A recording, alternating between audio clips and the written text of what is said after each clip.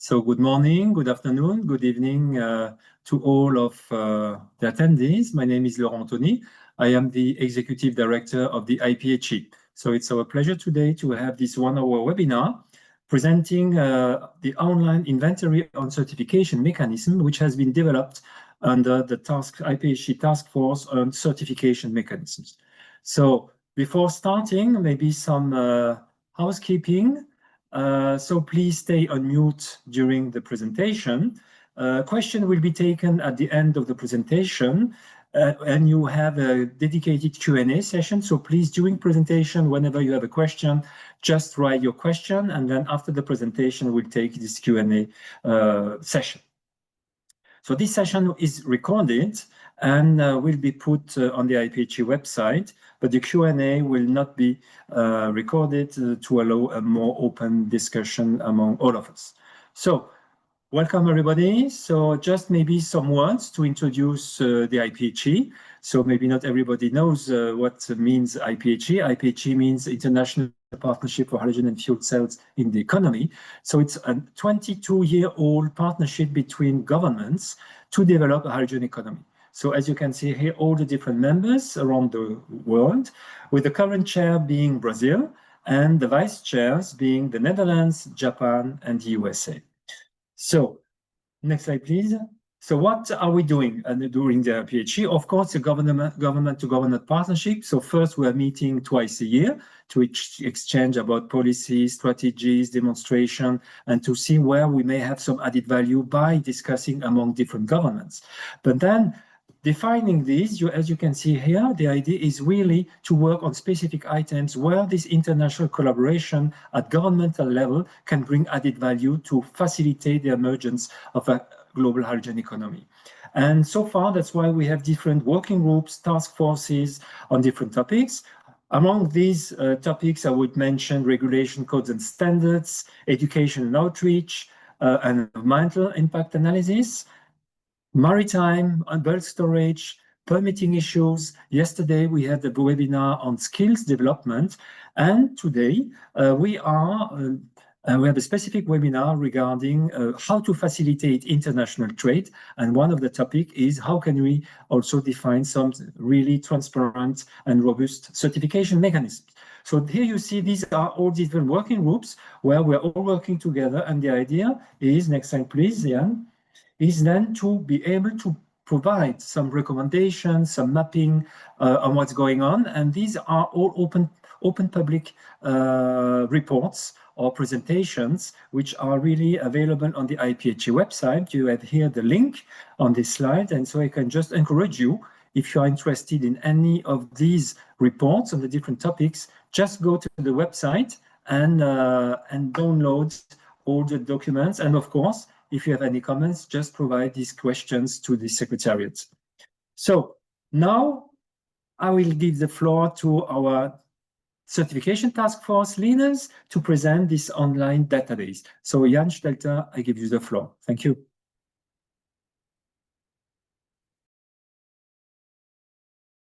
Sorry, I just needed to find the unmute button. Yeah, thank you very much, Laurent, for the introduction. And I will be talking about the online inventory, giving a bit of background. And as Laurent already said, afterwards, we will have a Q&A session for any questions or comments that you might have.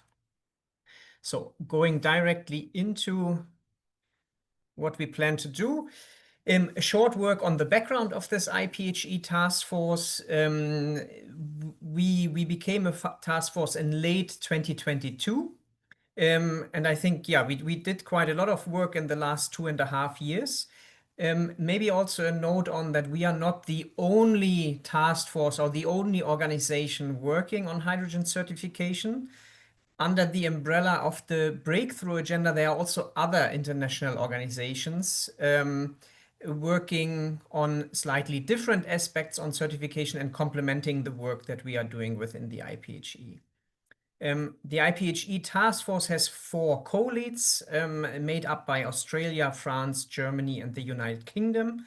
And we have about 20 governments participating in that task force, so quite a large share of the IPHE countries.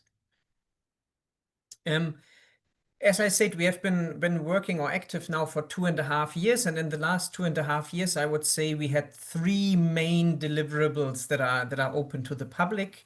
You can see them here on the screen. The first one is a report that we call Hydrogen Certification 101, which really gives a background on the terminology, on concepts involved in hydrogen certification. The second is a comparison report where we compared 21 certification schemes or support mechanisms across 11 countries and regions. And we compared product attributes, the chain of custody model being used, as well as the operational setup, which are also 3 aspects that we will look at a lot today. And the final deliverable is the inventory that we are also spending most of the time today looking at. The inventory, again, being a systematic collection and mapping of hydrogen certification schemes worldwide. It started as an Excel tool, and now we moved this to an online report. Again, we started with 21 certification schemes, but it has actually extended over the last few months. Maybe some of the very high level results and recommendations that we came up with when we initially did this comparison, or we did this comparison for the first time about a half a year ago, 9 months ago. One thing that we saw is that the more we go into the details of the certification schemes, the more differences we can see between the schemes. What looks similar on the surface isn't necessarily similar when you go deeper into the scheme. And that brings me to the second point. We saw that there are considerable differences between the certification schemes for hydrogen. Some of them don't really have any impact, but many of them actually, in our opinion, might have a negative impact on the trade of certified hydrogen. A couple of recommendations that we came up with to address these expected negative impact on trade. One is that we strongly advocate in what we call a modular approach to address the differences. And the idea is to have certain common modules on methodologies, on any provisions that countries or regulation schemes can agree on, and to have modules or specific modules for individual jurisdictions for the specific requirements that we need. And of course, the more common or the more common modules we have, or the bigger these common modules are, the more items they encompass, the higher the benefit would be for the trade of certified hydrogen. And finally, just to wrap this up, regardless of the level of ambition, so regardless of how much is comprised within a common module, the idea that we had, and not only us, is to implement such a modular approach via a digital hydrogen passport. So this is also one item that we started working on this year. Again, coming more now to the actual inventory. As I said, we started this as an internal tool for us to do the comparison, but then we very quickly realized that publishing the report or the comparison report is useful, but it might be even more useful for users to have the information that we collected accessible to them, and maybe do their own comparisons, compare specific schemes that they are interested in, and so on. So that's why we said, okay, we will, to the degree possible, publish the information that we have collected. Again, the idea is to update that in the future, but we feel we are now at a stage where it's quite ready for public release. And as new schemes come forward, we will try to add them on a regular basis. A quick overview of the current inventory where we stand right now. As I said in the beginning, we started with 21 certification mechanisms and support schemes. We are now at 28 in the current version. However, 7 of these are still pending in the analysis. So we have included some information on them, but not as detailed as on the other 21. The information that you will see in the inventory is up to date as of September 2025. So now, yeah, a few weeks old. And we cover 5 main areas. You can see these areas here. So we have, and you will see that later when I show it to you online, we have 3 sections on product attributes, simply for the amount of information, and we found it more user-friendly to split them up. Probably the most important being the greenhouse gas emissions, followed by the electricity sourcing.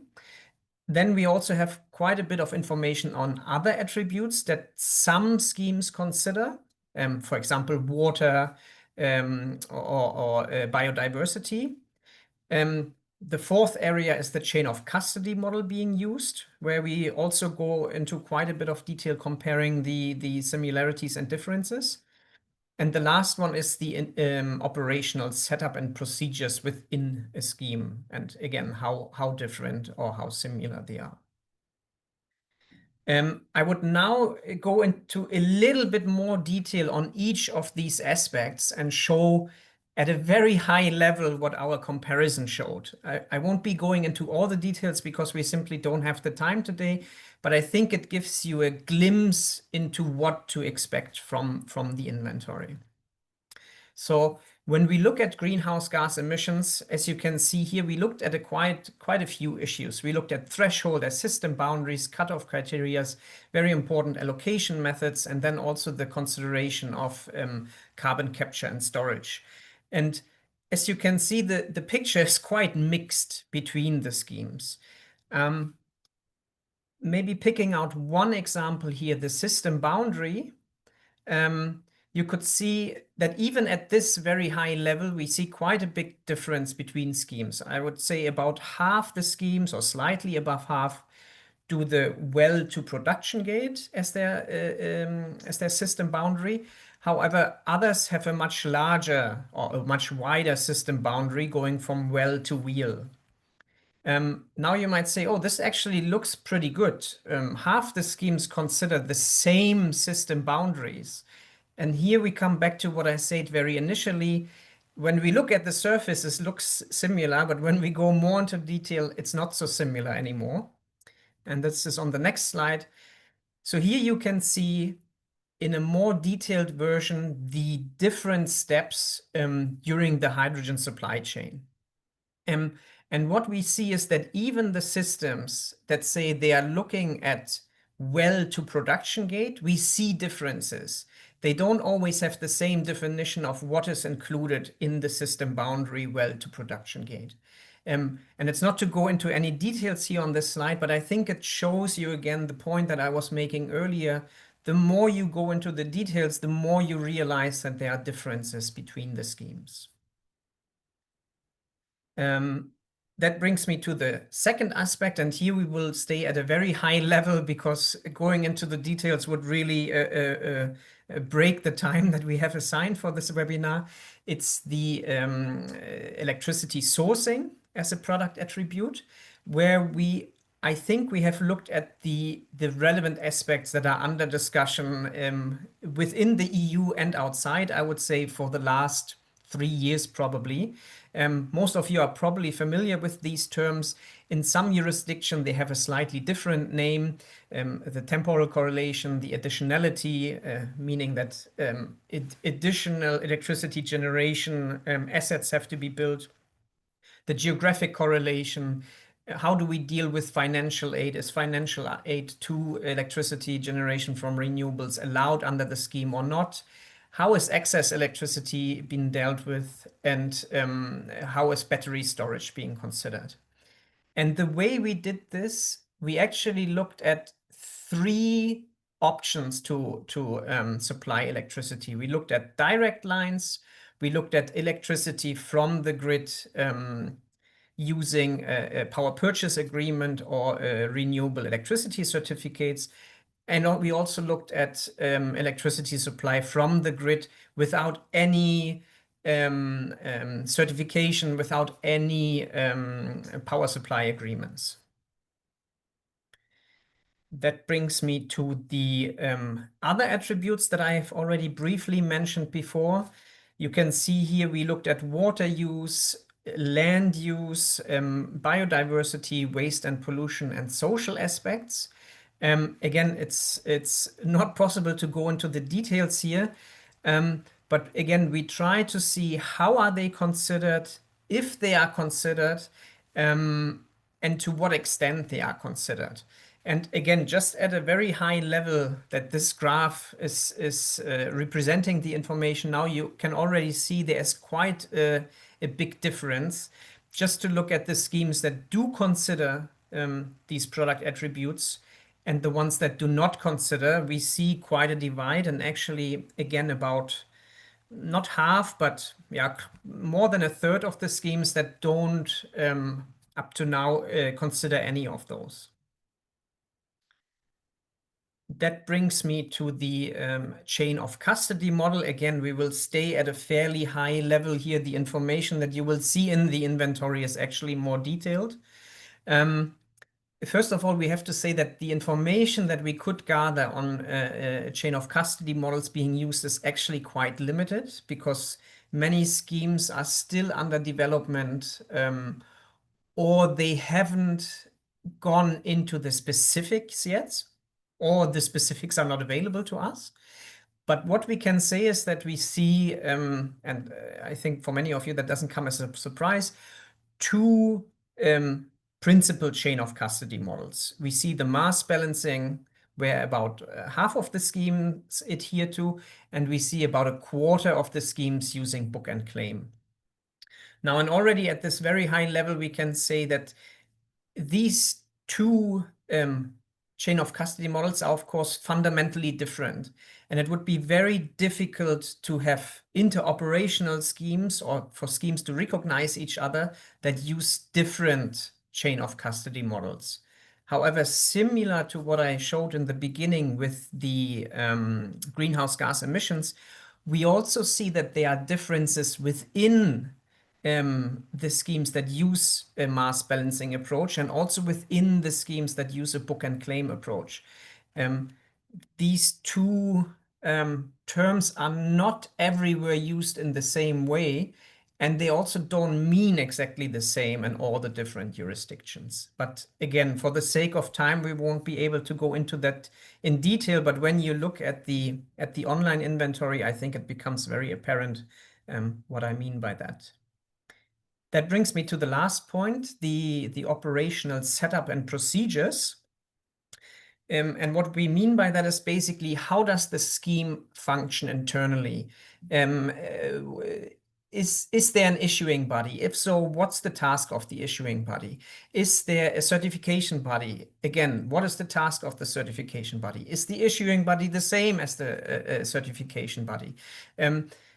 And a lot of these questions that we ask ourselves. Now, we started basically with a blank sheet of paper, and we realized there's so much information that makes it very difficult to compare different schemes on a quantitative level. So what we said we would do to make this, to gather some useful information and to get something out of the comparison, we mainly looked at whether schemes adhere to ISO standards that that deal with the setup of a certification scheme or the procedures within a scheme. And again, just from this graph, I hope you can see that there's quite a mix of whether schemes adhere or consider certain ISO standards or they don't. Okay, with that, I would briefly stop sharing my screen and switch to the actual online inventory so that you can have a look at it. Just give me a second for that. This is the most exciting part for me, whether I will manage that today. Okay, I hope you can see it. So this is, when you go on the IPHE website, this is what initially pops up, with a brief explanation what the inventory contains.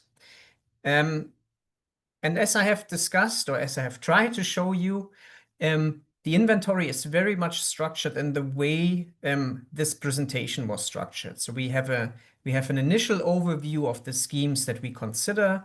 We go then into the three categories, or these three nuances of the product attributes. We can go into the chain of custody model, and we can go into the operational setup and procedures. You can filter by country. You can select all countries, or just certain countries that you are interested in. And please note, there might be more than one certification scheme in individual countries. You can filter by whether you only want to see the compliance schemes, whether you only want to see the reporting schemes.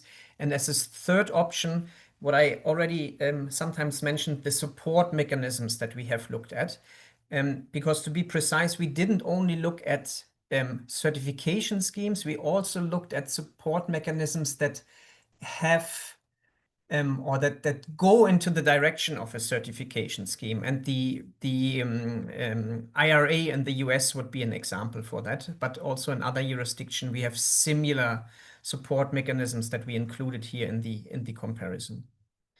And finally, you can also filter by status. So if you are only interested in the schemes that are already operational, you can only take out those. If you want to see those under development, again, you can filter out those. I think maybe one interesting fact here on the overview page, it really shows you all the schemes, including those where we don't have detailed information yet, but that we plan to look into in more detail in the future. As an example, the two schemes here in Brazil would stick out. We don't have detailed information yet, but we know this is something we want to include in the future. Sorry, and now I missed my my bar here to scroll up again. Yeah, sorry for this little technical problem here. Always when you share your screen, these things happen. Okay, that is unfortunate. I wanted to show you just as an example how the individual tabs look like. Just give me a second to try to fix this. I will just reload the page. Here we go. Again, we won't have time. Here we go. We won't have time to look into everything in detail, but maybe just to show you how it looks like for the greenhouse gas emissions. And I hope I'm doing okay on time. Yes. Tudor, allow me another minute. Again, you can see the same filters that you saw before. And then to make it a little bit user-friendly, we broke down the information often in separate tables. So we have one table that deals with measurement and thresholds. We have one table. Sorry, I'm really struggling here with the. We have one table, and I think I'm not able to. Yeah, now here we go. We have one table on the scope. The system boundary that we talked about before. We have one individual table on cutoff criterias, and one on allocation, and then even as a separate one on carbon capture and storage. And again, you can scroll through these tables. We have tried to sum up the information as best as possible. Sometimes you get a lot of detailed items where it was simply not possible to sum up the information. But again, we hope this is in a user-friendly way, that you get it structured. Hopefully you know where to look at, and you get the information to a level of detail that still makes it comparison. Maybe one final remark. If you are interested in the information behind this online inventory, Upon request, we also make the Excel file available that actually has more detailed information on all these categories that I have presented now. And with that, I would conclude and go back to the slides. Oh. And I think this brings us sorry, no. One more thing. What are the next steps that we have planned? As I mentioned earlier, we plan to do regular updates to this inventory because we all know there's more schemes popping up around the world. Plus, there's also more details becoming available on individual schemes that we currently simply don't know. First of all, we want to add the 7 additional schemes that I've already mentioned before. And then as a last step, early next year, we also plan to update the comparison report, because this report, as I said, is from the end of last year. Some of the information is outdated. It's not aligned anymore with the information that we have now in the inventory. So we really want to make sure that we have the latest information possible, and maybe bring some more nuance also to the earlier results. And with this, I really like to conclude. Thank you very much for your attention. And I think we can go into the Q&A session.